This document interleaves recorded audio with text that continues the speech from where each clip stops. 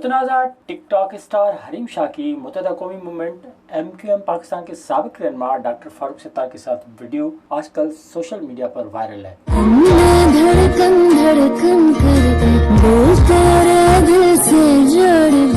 हरीम शाह ने कुछ अर्सा पहले अपनी मुतनाज़ा वीडियो की वजह से शोहरत हासिल की थी, जबकि अहम सियासी शख्सियात और मकामात पर बनाई गई वीडियो की वजह से हरीम शाह को सख्त तनकीद के बाद कुछ अर्से के लिए मुल्क से बाहर भी रहना पड़ा था। हरीम शाह के वालिद ने बेटी की नापसंदीदा हरकतों की वजह से तंग आकर सोशल मीडिया पर माफी मांगी थी, जिसके बाद हरीम शाह ने आइंदा मुतनाज़ा वीडियोस बनाना बंद कर दी थी। लेकिन एक बार फिर सोशल मीडिया पर मुत्तहदा कौमी मूवमेंट MQM पाकिस्तान के साबिक रहनुमा डॉक्टर फारूक सत्तार और हरीम शाह की एक वीडियो वायरल हुई है, जिसमें हरीम शाह और डॉक्टर फारूक सत्तार को इकट्ठे देखा जा सकता है। तेरी जुल्फ ने मुझ पे साया किया।